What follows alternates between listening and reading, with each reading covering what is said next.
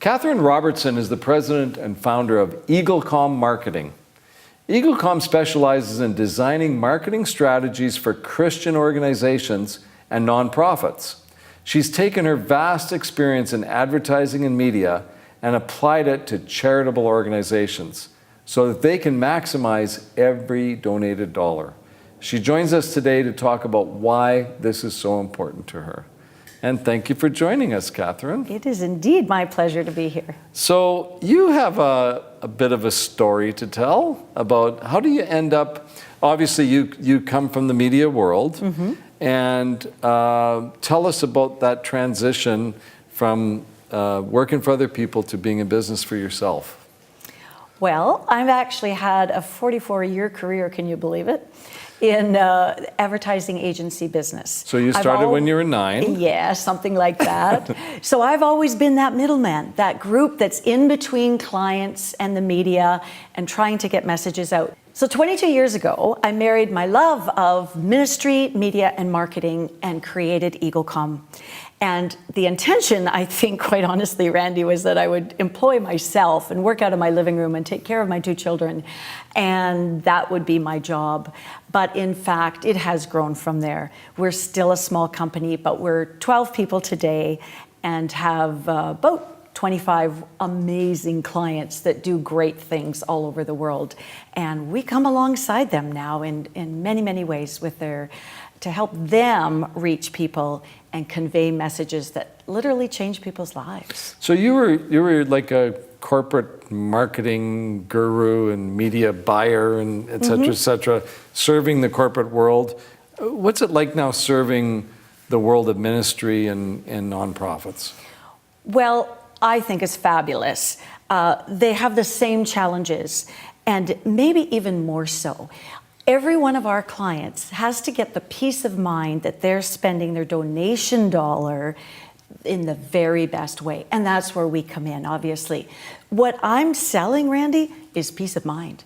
Our clients need to know that they have stretched those dollars, they've spent them wisely, and that they're reaching the right people in the most effective way. And so that's how we come around them. They call it stewardship. Yes. And for the nonprofit, there's a higher level of responsibility, I guess. It's like using investors' money as opposed to money that's generated in the business. Really it's up to the owner how he wants to spend the money.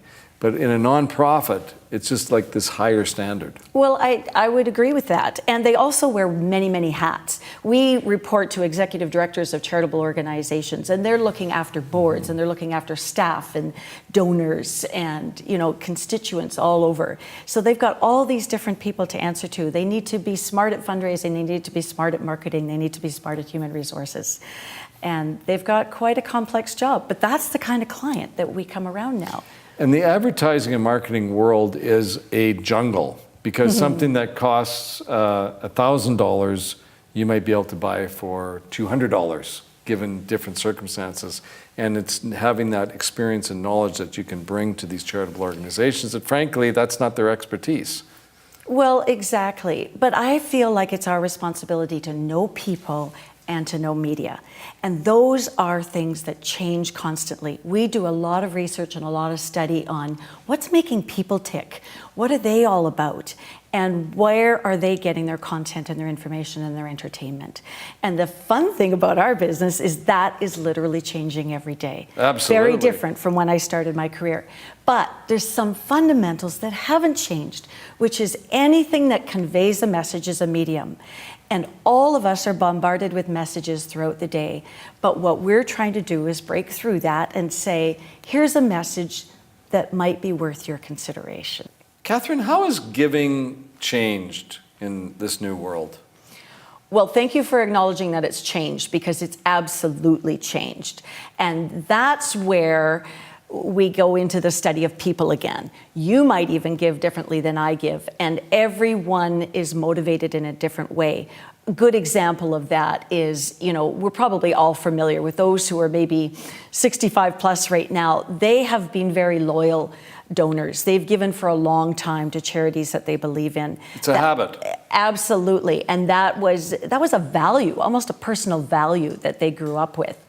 Millennials, for instance, might give you more per transaction, but they will only give it to you once until you motivate them again. But motivating a millennial has nothing to do with sending them monthly newsletters.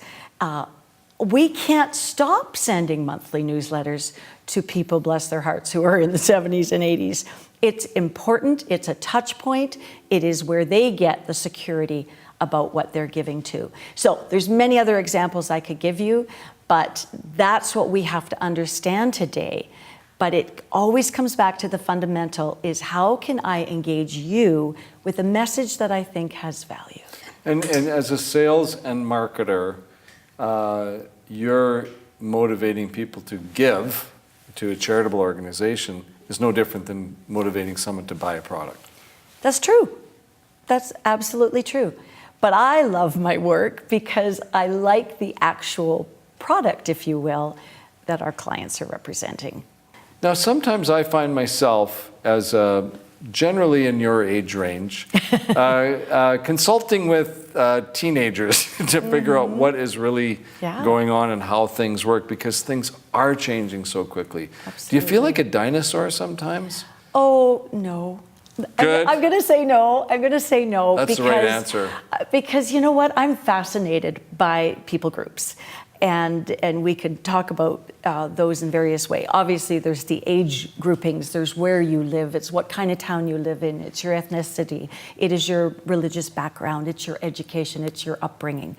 It's where you were in your family, right? Two kids in one family don't even grow up in the same way.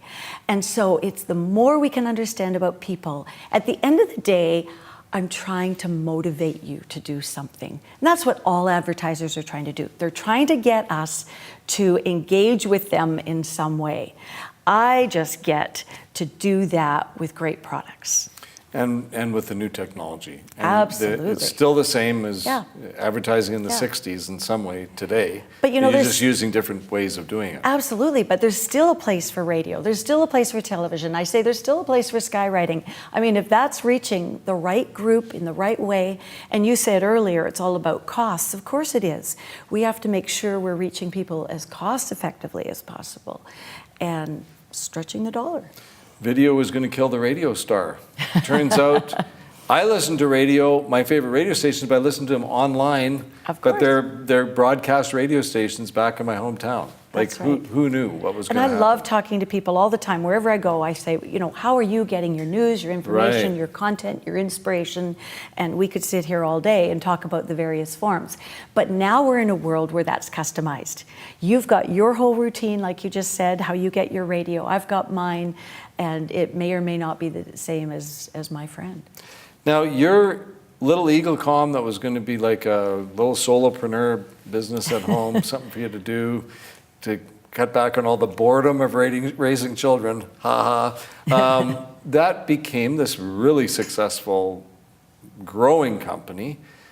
But there's kind of a pause in the success story. There really is. For the first 20 years, we grew not like many people you've probably interviewed, Randy. It's been a very stable company, a very secure. We're based on some very specific values that we know our purpose. I say we have a culture, we have a calling, and that's all very important to us, and we can talk about that if you wish. But for 20 years, it was we added business, we added clients, we added staff, and you know, we were in that 10, 12 people range. 2 years ago, I felt very, very called, drawn, inspired, and encouraged to take some of the services that we'd been employing out of house, if you will, like creative teams or marketing and branding teams, and bring them in-house. It was a natural. I wasn't loading up on auto parts or something that didn't have anything to do with our business. We had a very natural extension. This was going to be a way to grow in another form. And so we did that, and we hired talented people, and we got all the hardware and the software and the new office and all the things you need. Nothing was crazy, but you just start to do that. And then you walk down a road. And I walked down that road for 2 years. Everyone was busy. We were excited, with lost leader projects, mind you, where you're giving away a lot because you're building this side of your business. So while we had been media planners and buyers, we now added that full service, a creative team. I love being around creative people. They're awesome. And 2 years later, I realized we would be out of business in 6 months if I carried on with that. And I'll tell you, Randy, this only happened 9 months ago. And at that time, I went into a valley. I sort of went into a very lonely place. I don't mean I was depressed or I didn't function, but I went to a lonely place of, I'm caught between a rock and a hard place. How do I get out of this valley? What do I do? And it was really difficult. And the toughest part was I felt like a failure. I felt like a failure. I thought, how could I be in business this long and do something that seemed so natural and fail at it? And failure was just that I financially could not possibly support this path we were on. It was simple math. The costs outweighed the income, and I now carry debt that I might not pay off in my lifetime. But all of a sudden you're going, how did I get here? Wow. And so, but then I realized, with the help of my brother and a few others who counseled me at the time, that trying something as an entrepreneur is never a failure. Lots of great ideas don't pan out. But had I not responded, that would have been failure. And so I had to cross that really difficult bridge and decide what it was going to take to change it. And that ultimately meant letting all of those services go and consequently letting people go. Tough. And July 6th was a really, really tough day. But Randy, I've learned more through that experience than maybe the rest of my career, because I realized that what matters to me is how I make people feel in business. And I had a job to do on July 6th to tell 10 people that I was taking away their job. Right. But what mattered was how I made them feel in that process. I was rocking their world that day. Wow. But it has been a huge learning curve for me. And we're coming back and we're strong. And we use some of those same people on a kind of a consulting freelance contract basis. That's the way to say it. And that's great. And I'm delighted to do that. But I have talked to probably 24 entrepreneurs in that period of time, and everyone has their story. Everybody has a story, and I can assure you that in my 40 years in business, where I learned was not when things were going great. It's when and I've had a lot of ups and downs, and any great entrepreneur will tell you that they learn more when they boom.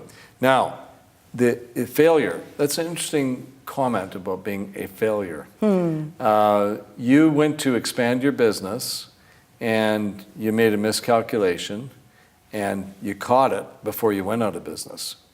Yes. Most of the most self-made successful business people in the world have gone personally bankrupt, or their businesses have gone bankrupt, not once, not twice, most of them 3 times.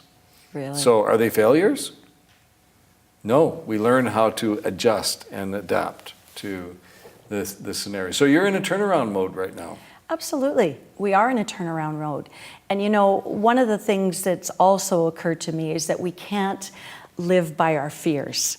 Yes. I heard a cute little interaction in a park recently in New York City. 2 little boys playing, and they were kind of going off into this ravine area, and there was going to be some heights to it. One little boy said to the other, "You're afraid of heights." And the other guy said, "I'm not afraid of heights. I'm afraid of falling." And I stopped and wrote that down, Randy. Wow. You know why? Yeah. Apart from that little boy being emotionally intelligent, which I think he was, it hit me. Don't miss out on the heights. Don't take the fears that we have. He was afraid of falling, bless his heart. So then stand at the railing or do what you have to do, but don't miss the heights in life. And I've really embraced that since that happened, because I feel like I don't want to miss the heights, even though I've now had something that said, this is what failure looks like. This is what failure, feels like. And in fact, I shouldn't call it that. No. It was an idea that did not pan out. I didn't have long enough. It would have worked eventually. But as a mentor friend said to me, when I said to him, I feel like if I had long enough, it would have worked. He said, absolutely it would have, but you didn't have long enough. Right. And so that was part of it. And well, in Silicon Valley, they call it pivoting.